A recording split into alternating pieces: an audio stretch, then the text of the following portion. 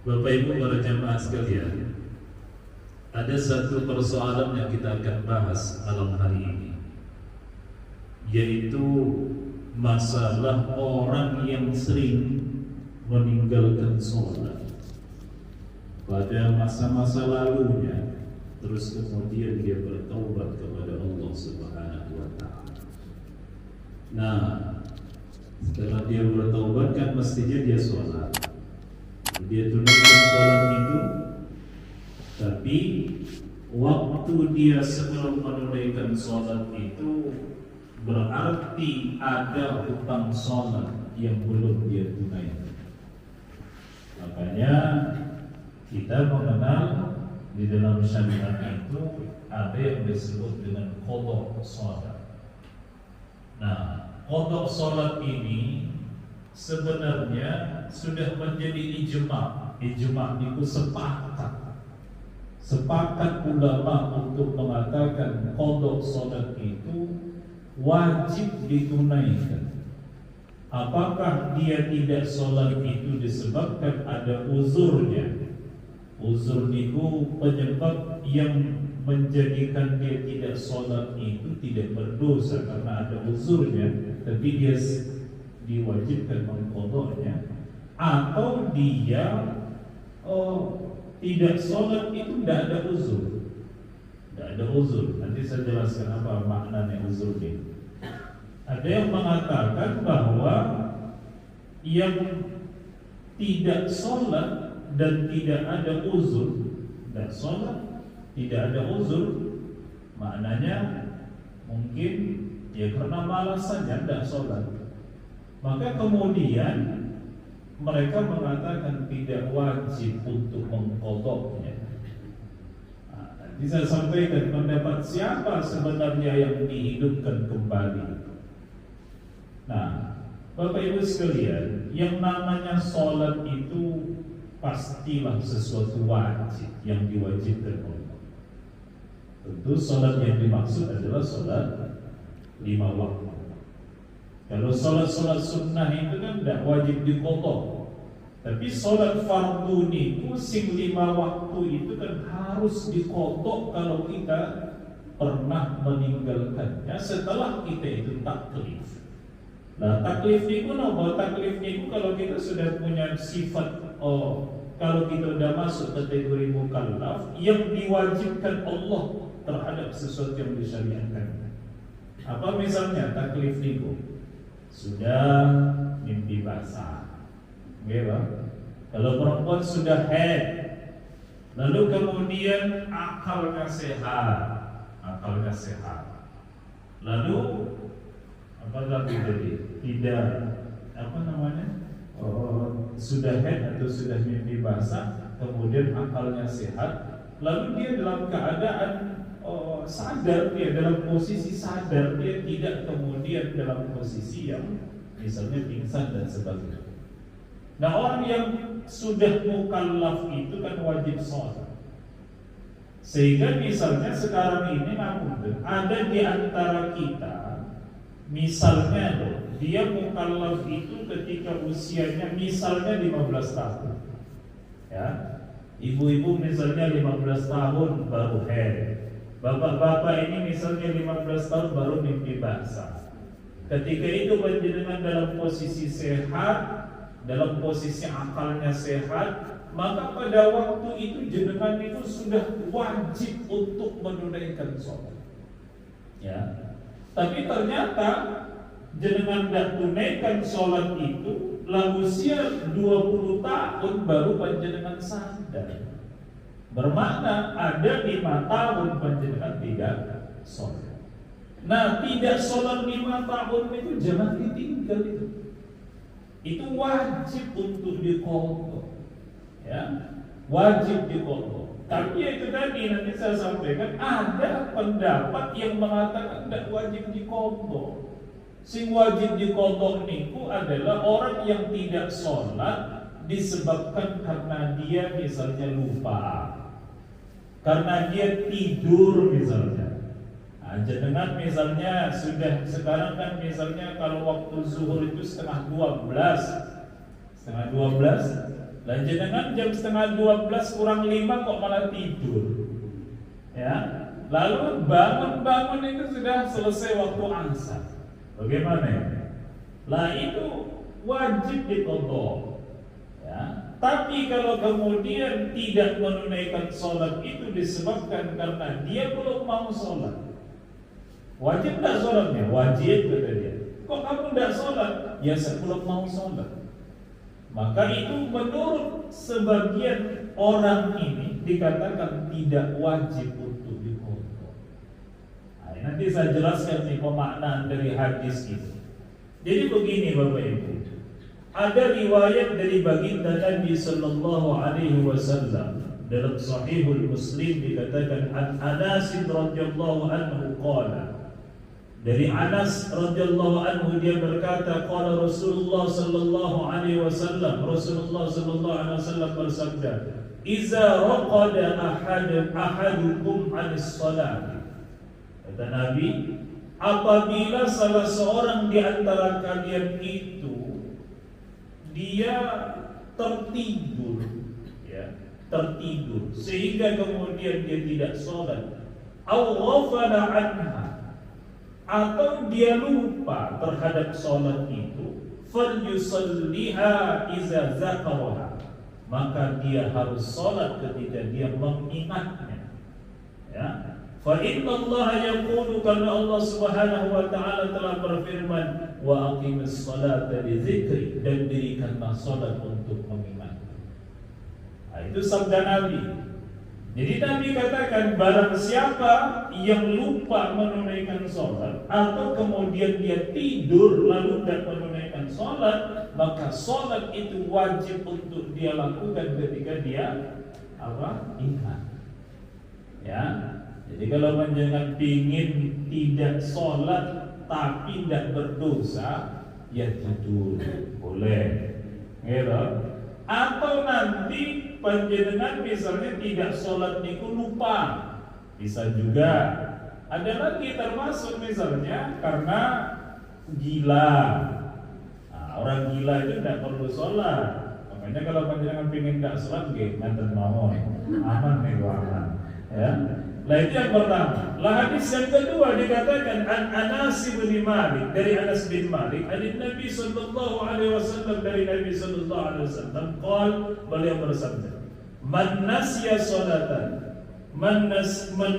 salatan falyusalli idza dzakaraha, barang siapa yang lupa mengerjakan salat maka hendaklah dia kerjakan salat itu ketika dia teringat. Ini riwayat Imam Bukhari. Nah, ibu bapak sekalian, orang yang mengatakan bahwa sholat itu wajib diqadha yang pakai hadis ini, orang yang mengatakan kalau dia tanpa uzur syar'i, ya, tanpa uzur syar'i, maka hadis ini juga yang menjadi dalil bahwa mereka tidak perlu untuk mengqadha. Dan bagaimana pemahaman hadis ini? Jadi maknanya itu begini loh, ibu bapak sekalian. Baginda Nabi itu katakan, siapa yang tidak sholat disebabkan karena dia tertidur atau lupa, maka yang disebut uzur syar'i ini pun apa? Tertidur atau lupa itu. Jadi kalau panjenengan misalnya tidur, tidak dengar suara azan sampai habis waktu sholat itu, lah jenengan kan berarti tidak sholat. Ya. Zuhur misalnya setengah 12, dengan tidur bangun itu sudah setengah 5 sore. Berarti waktu zuhurnya habis. Lah waktu yang demikian itu panjenengan sholatnya kapan? Ya panjenengan bangun itu, kemudian panjenengan sholat asar dulu, baru kemudian sholat zuhur. Diqadha namanya. Jenengan berdosa enggak? Tidak berdosa. Atau jenengan lupa, ini sudah waktu zuhur, lupa, tidak sholat, baru ingat itu ketika tiba waktu asar, jenengan lupa niku juga tidak dijadikan sebagai sesuatu perbuatan dosa, tapi jenengan tetap wajib mengqadha sholat itu ketika panjenengan ingat. Paham tadi? Itu maksudnya begitu. Lah ada orang mengatakan lah berdasarkan dua hadis ini karena ada di sini uzur syar'inya apa? Tadi lupa sama tertidur itu. Kan kata Nabi gitu, siapa yang sholat, siapa yang lupa atau dia tertidur lalu tidak sholat. Siapa yang lupa dari sholat maka dia kemudian mengerjakannya setelah dia ingat. Ada uzur syar'i.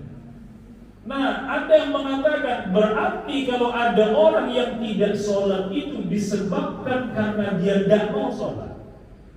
Dia lupa tidak sholat itu? Tidak lupa.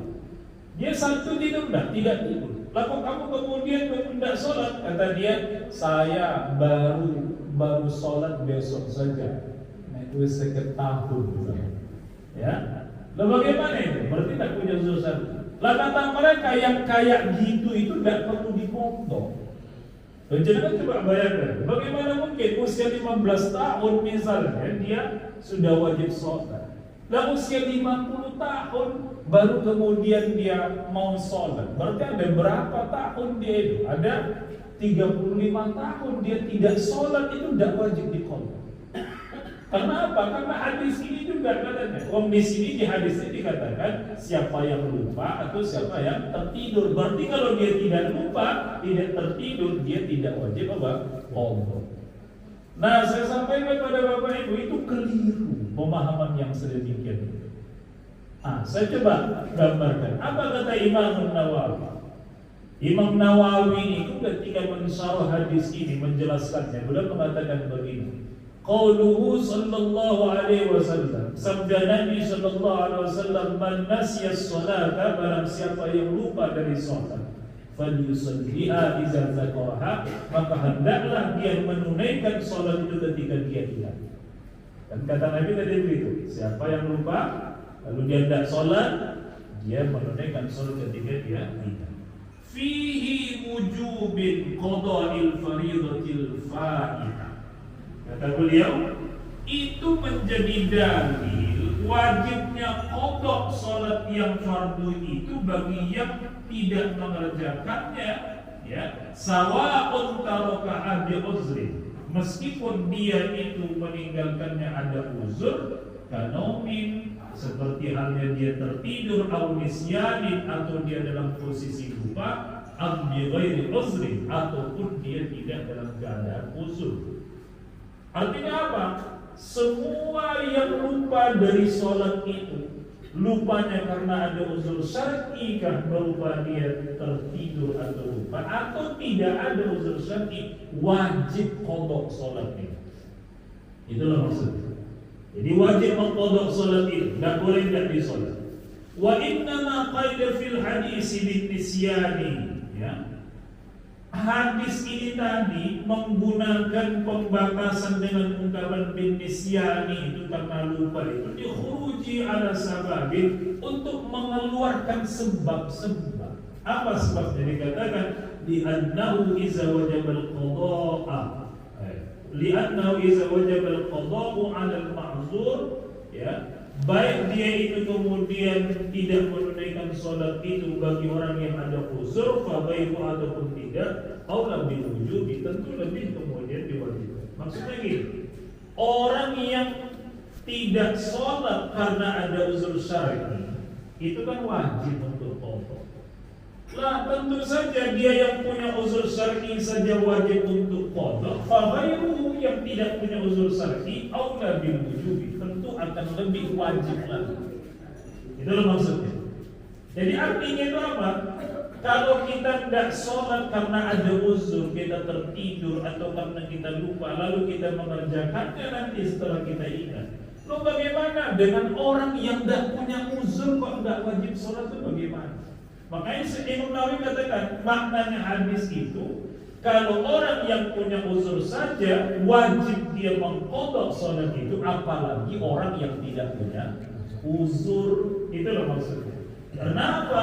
Wa huwa min babit tanbihi bil adna 'alal a'la. Ini menunjukkan ada kaidah yang menyebutkan bahwa at-tanbihi bil adna 'alal a'la, disebutkannya sesuatu yang rendah itu, yang ringan itu, untuk menunjukkan nanti apa efeknya pada yang lebih tinggi.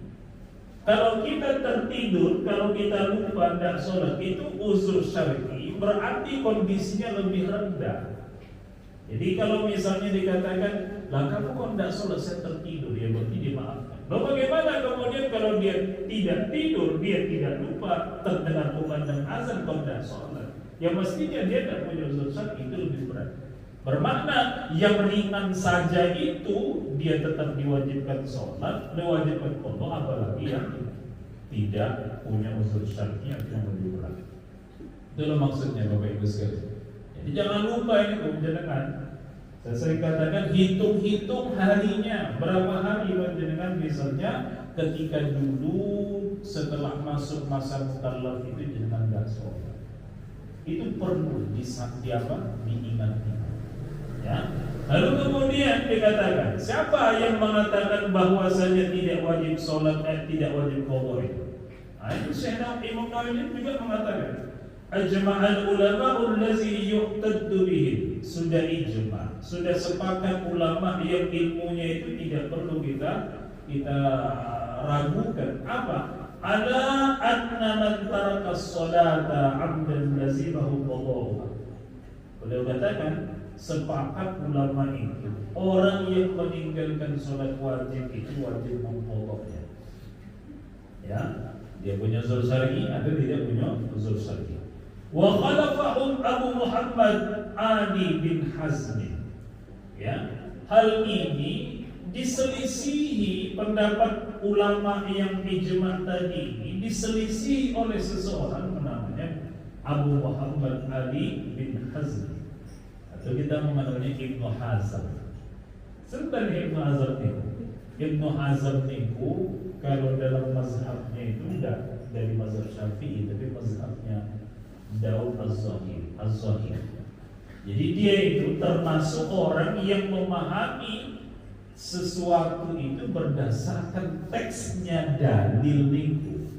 Teksnya tadi kan kata-katanya bagaimana? Siapa yang lupa, siapa yang tertidur. Berarti kalau dia tidak lupa dan tidak tertidur, tidak wajib, gitu loh. Nah, enak banget itu. Dengan misalnya sekarang ada mazhab Az-Zahiri itu, mungkin milih kayak gitu ya, ubah semuanya agamanya. Makanya kemudian tidak seperti itu. Apa kata dia? La yaqdiru 'ala al-qada'i abada. Tidak mungkin ada orang sanggup untuk mengqadanya selamanya. Ya, dia katakan lagi wala yasihu fi'luha abada, dan selamanya tidak akan sah salat orang yang mengqada itu. Begitu, kok kayak begitu? Ya, dia katakan tidak akan mungkin mampu. Kenapa tidak mampu? Coba deh, saya berikan gambaran. Nek jenengan misalnya 3 hari tidak sholat. Berarti kalau sehari semalam tidak sholat itu berapa kali? Sehari semalam kalau sholat sehari semalam kan 5 kali. Berarti kalau 3 hari 3 malam tidak sholat, berarti berapa? 15 kali kan? 15 kali itu bermakna ada apa? Subuhnya berarti subuhnya 3, gitu. Zuhurnya 3, asarnya 3, maghrib 3, isya 3. Berarti itu menjadi hutang itu. Lain 3 hari itu kan menjadikan mudah untuk mengerjakannya. Ya, tapi oleh Ibnu Hazm itu dikatakan tidak mungkin akan bisa dikerjakan. Kenapa tidak mungkin? Yang penting itu dihitung sebulan berapa, setahun berapa. Nah itu kan bisa dihitung kan. Lalu kalau jenengan misalnya saya tidak ingat deh, sudah berapa lama saya tidak sholat. Lalu panjenengan tidak ingat berapa lama panjenengan tidak sholat itu, panjenengan ambil yang maksimal panjenengan bisa paham. Nah, mungkin jangan mengatakan saya 10 tahun tidak sholat. Ya sudah, nanti panjenengan mulai hitung itu. 1 tahun itu ada 12 bulan, sebulan itu ada berapa kali gitu. Nah, jangan sholat dulu, lakukan terus sholat yang diqadha itu. Tapi harus jujur. Ya 10 tahun kok sedang sesasi rampung.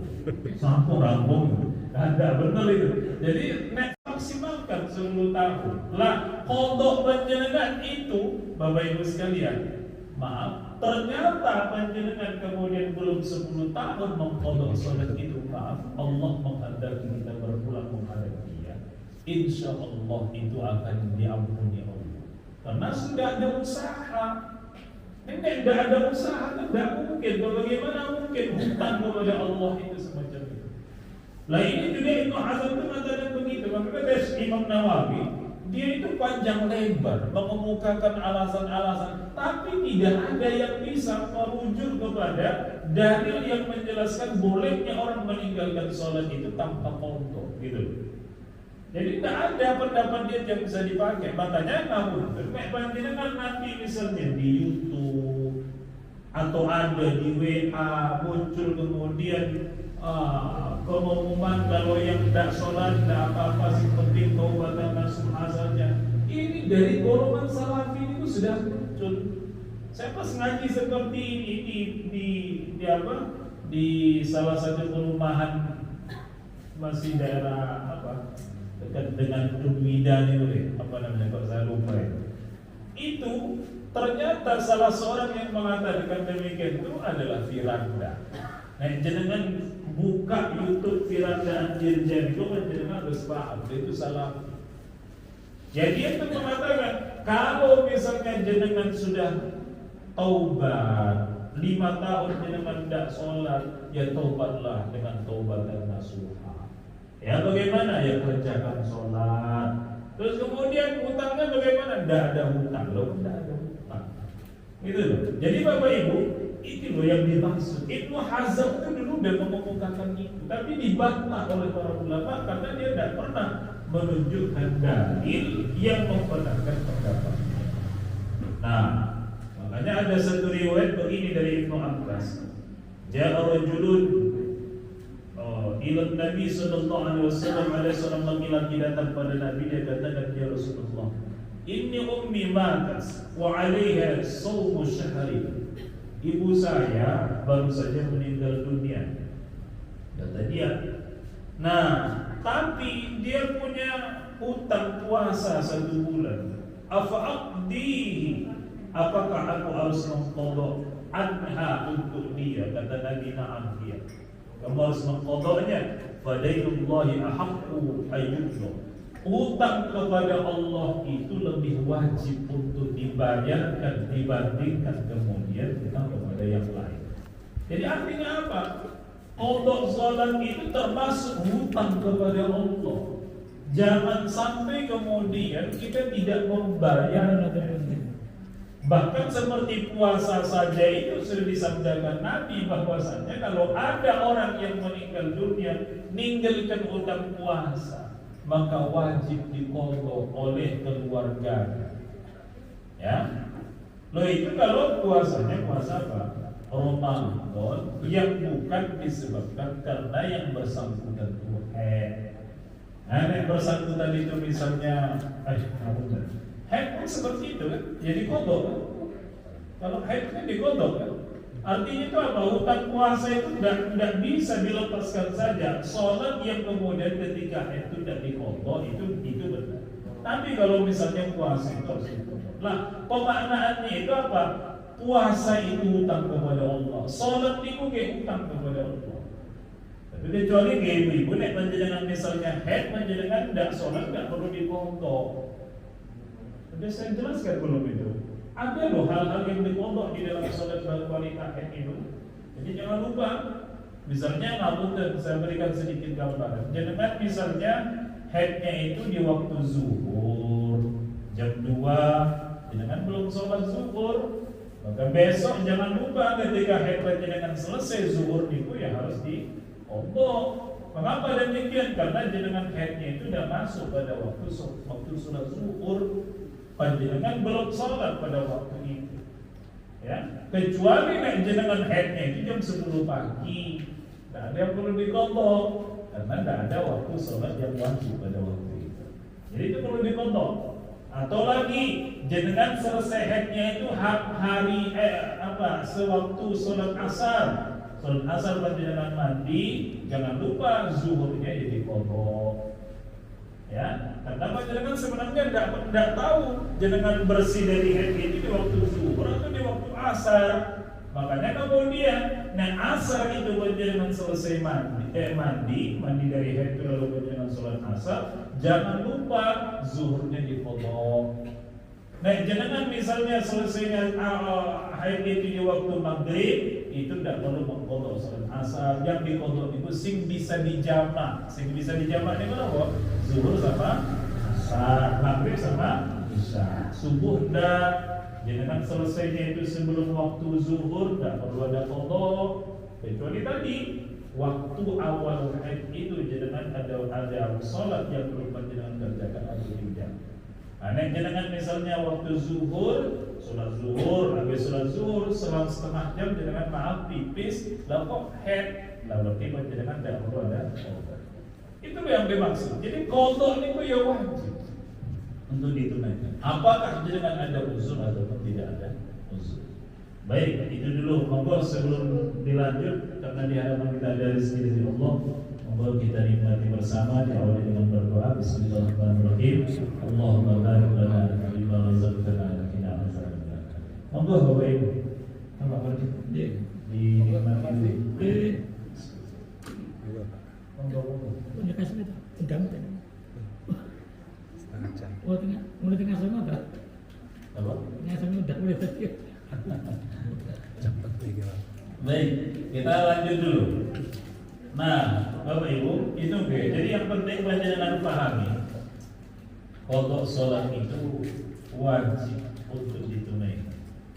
Apakah ada uzur syar'i ataupun tidak ada uzur syar'i? Itu ijma. Ijma'ul ulama itu tidak cuma sekedar 1-2 orang. Yang ulama itu sepakat. Bahkan dikatakan itu ijma itu menjadi lintas mazhab apapun mazhabnya semacam itu. Ya kecuali Ibnu Hazm juga. Nah, lalu ada sedikit perbedaan memang.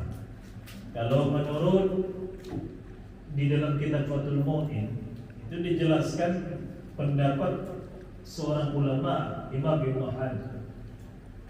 Imam Ibnu Hajar itu mengatakan begini, kalau dia itu tidak sholat, tidak sholat ya, disebabkan ada uzur syar'i. Misalnya dia tertidur atau dia lupa, lalu dia tidak sholat, dia wajib mengqadha, wajib, tapi tidak harus segera. Gitu loh maksudnya. Jadi dia bisa misalnya agak mundur-mundur dikit.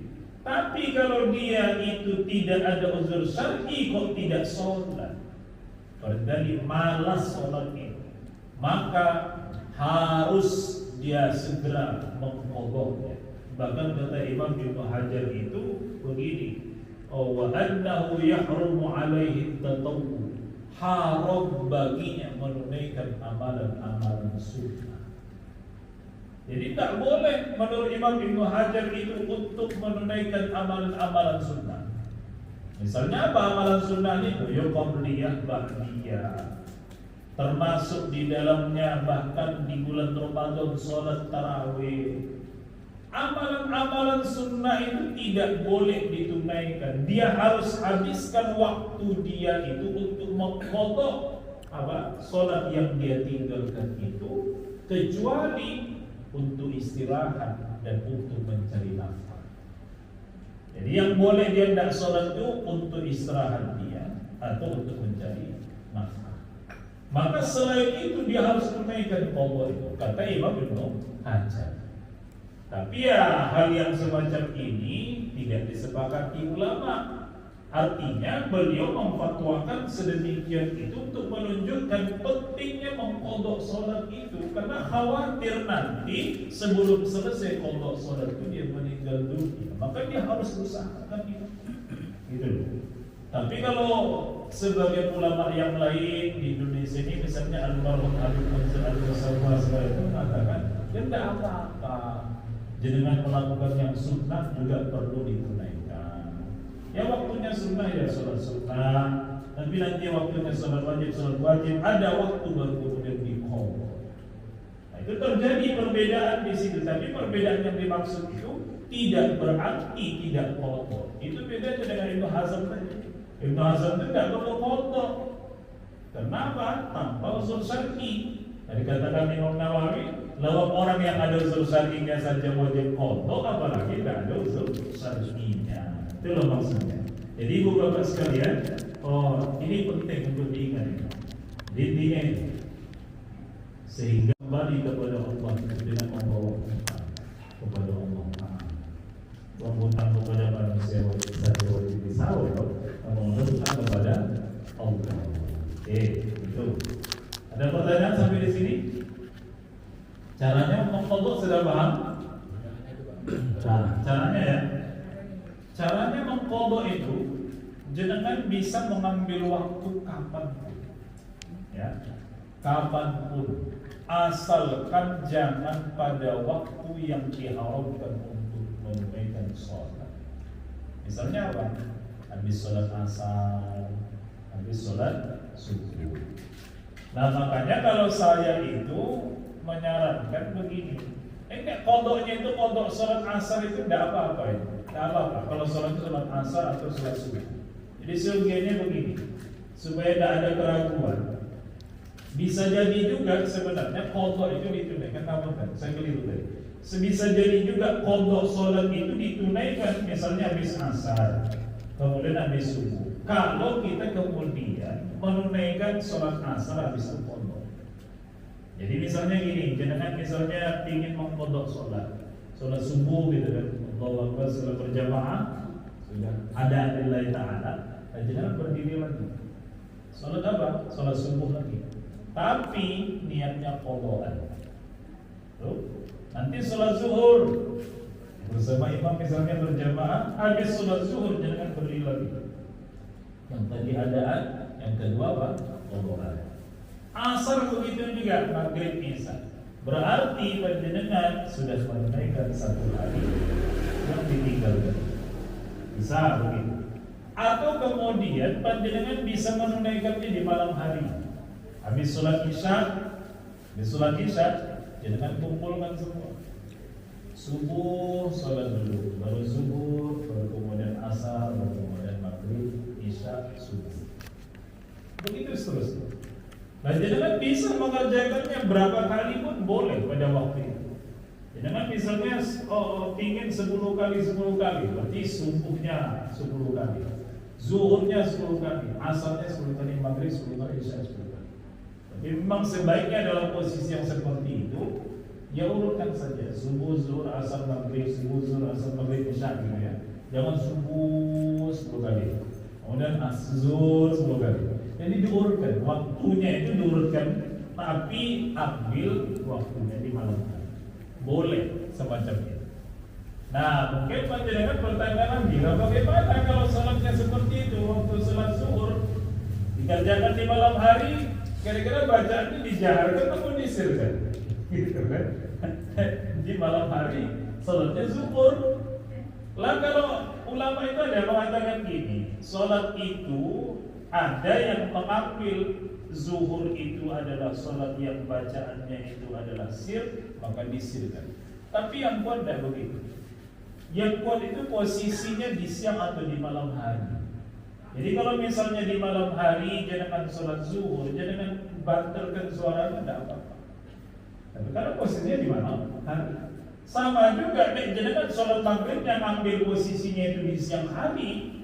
Jam 10 misalnya banyak kodok semua sholatnya. Waktu subuh sudah lewat. Tapi pada posisi waktu siang hari semacam itu, maka posisi sholat subuh itu tidak dilakukan bacaannya.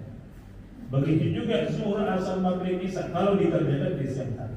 Jadi intinya itu sebenarnya tidak bingung, lihat saja. Mengerjakannya di malam hari dijaharkan, dikeraskan. Kalau mengerjakannya di malam hari, di siang hari disirkan. Itu saja yang diingat. Jadi jangan bisa memilih bagaimanapun. Yang penting itu jangan paham saya sudah mengkodok sholat. Nah, lalu jangan lupa juga jangan kodok sholat. Misalnya jangan ambil setahun misalnya. Jangan lupa nyatet. Hari ini kodok sholat saya, ini subuh dan sekian. Gitu. Dan supaya jangan lupa. Nah, nanti kalau lupa balik ini mana? Nah, lupa balik ini mana? Gak pernah selesai tadi. Sehingga perlu dicatat, ya perlu dicatat. Hari ini saya kerjakan sedang. Jadi panjenengan hitung dulu keseluruhannya itu berapa, Ya, berapa kali subuhnya, berapa kali zuhurnya, sampai berapa kali isyaknya, nanti tinggal mengerjakan.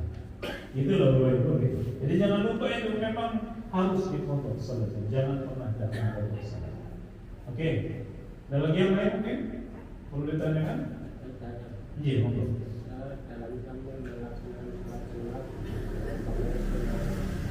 Setelah isya atau setelah maghrib, apakah itu harus pindah tempat itu dari tempat sebelumnya? Iya, iya. Memang ada riwayat itu ketika seseorang itu kemudian habis sholat Jumat itu, habis sholat Jumat, insyaallah ke depan saya bacakan hadisnya. Posisinya itu begitu kemudian salam imam, assalamualaikum warahmatullahi wabarakatuh, dia langsung berdiri sholat di tempat itu. Jadi sholat di mana dia? Sholat tadi. Nah, lalu setelah itu kemudian si imamnya mengatakan, besok jangan kamu ulang lagi. Ya, kamu kalau mau sholat itu ya berpindah, atau kemudian kamu berzikir dulu di tempat itu baru kemudian sholat di situ. Jadi artinya kalau kita misalnya tidak mau sholat di tempat itu, mau berpindah itu, jangan lupa kemudian seyogyanya itu zikir dulu. Berzikir dulu astagfirullah. Jangan langsung sholat di tempat itu sementara kita belum berzikir, belum menyebut nama Allah, belum ada pengingatan kita kepada Allah di waktu sholat. Nah itu sehingga kemudian boleh saja berpindah. Lah mana yang kemudian lebih utama antara berpindah dengan tidak berpindah? Tentu yang lebih baik itu berpindah. Apa tujuannya sebenarnya? Berpindah itu supaya tercatat banyak kita bersujud karena ada saksinya tempat sujud.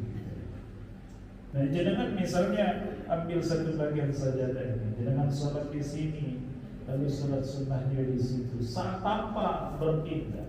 Tidak ada kan? Bekas sujud itu di mana yang kemudian kita sujudkan kepala kita itu. Maka kemudian dianjurkan oleh para ulama untuk berpindah itu supaya nanti banyak yang kita sudah meletakkan dari kita untuk bersujud di situ. Itu pertanda bahwa ada beberapa kali kita sujud di masjid. Kalau seyogyanya itu berpindah. Tapi kalau berpindahnya itu apakah kamu harus pindah tempat? Ya belum tentu juga. Ya, pindah sedikit pun yang penting nanti kita itu di tempat yang pertama tadi itu sudah pindah juga. Kan seringkali kemudian orang lakukan dari paling belakang maju paling depan, paling depan malah pojok muri dewe gitu. Lah itu ya tidak apa-apa juga, tapi tidak harus seperti itu. Berpindahnya berpindah, yang penting ketika kita sujud itu posisi kepala kita itu sudah tidak pada posisi awal di mana kita sholat. Jadi begitu. Jadi itu memang penting Bapak Ibu untuk memohon pada Allah ada yang menjadi saksi kelak karena kita sudah bersujud di situ. Makanya namun ini juga satu bagian pembahasan. Mengapa maaf ketika sholat subuh misalnya jangan kunut. Kenapa kok kunut itu tidak dilakukan memusak wajah? Dan jangan ada kayak gitu, jangan. Itu dimakruhkan para ulama. Mengapa demikian? Karena apapun yang nempel di dahi panjenengan, di wajah panjenengan itu supaya tidak hilang. Itu nanti kelak menjadi saksi di hadapan Allah. Hamba-Mu ini ya Allah sudah sujud kepadamu, sudah membaca doa kepadamu, sehingga kalau misalnya dihapus semacam itu nanti hilang ya, karena dia sudah kita hapus ketika kita mengaminkan itu lalu kita hapus dan wajah.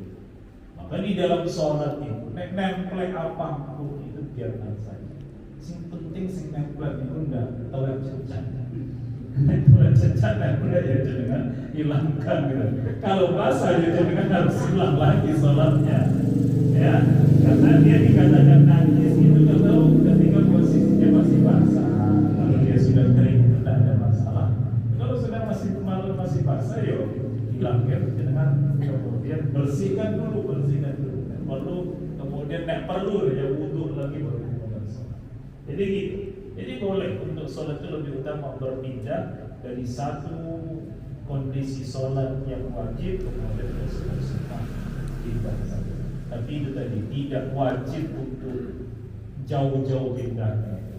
Ya, ya yang penting tanpa kita suruh itu kemudian berbeda dari satu tempat ke tempat lain. Nanti mulai yang lain. Selain kotor, sebesar kosong Oh iya, di kosor yang tidak bisa, tidak bisa. Karena kosor itu kan diringkas. Kosor itu ada syaratnya, ya. Kalau dalam kaitannya dengan perjalanan itu memang kita udah harus menempuh 80 minimal itu 80 kilo atau 83 kilo. Minimal 80 kilo, ya. Sehingga kalau kurang dari itu tidak bisa dikonsor. Lain jamak itu masih mungkin macam-macam. Jamak itu yang penting terjadi masalah kesusahan bagi kita untuk mengerjakan ini bisa jadi jamak. Termasuk misalnya ngamuk dan ibu-ibu yang kemudian amuk tamu, ya. Sebelum zuhur dirias gitu acaranya baru. Nah, bagaimana? Padahal selesainya nanti masuk salat asar.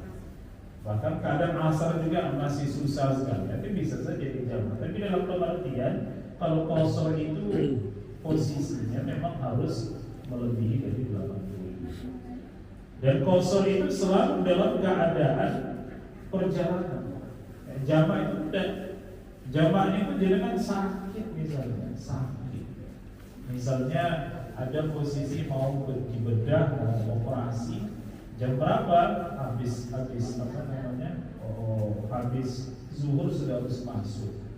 Ya, sudah harus masuk ruang. Sementara operasinya itu nanti menjelang asar sampai nanti selesainya setelah maghrib. Jangan bisa tunaikan terus zuhur sama asar berjalan, tapi jangan dikosor. Jadi kalau dikosor tetap tidak bisa. Jadi kalau sholat qadha itu tidak mengubah posisi jumlah rakaat. Zuhur ya 2, zuhur ya 4, asar 4, maghrib 3, isya 4. Jadi tidak boleh dikosor. Jadi begitu. Ada lagi? Tidak ada? Oke, kalau tidak ada saya kira itu dulu saja kerjaan kita di malam hari ini. Mudah-mudahan bermanfaat. Ini sebagai pengingat bagi kita semua untuk selalu mengingat-ingat kembali masa-masa lalu kita. Kalau memang ada yang belum ditunaikan, segera ditunaikan. Jangan sampai yang menjadi beban kita setelah kita menghadap kehadiran Allah. Saya kira begitu, Bapak Ibu. Mohon maaf. Assalamualaikum warahmatullahi wabarakatuh.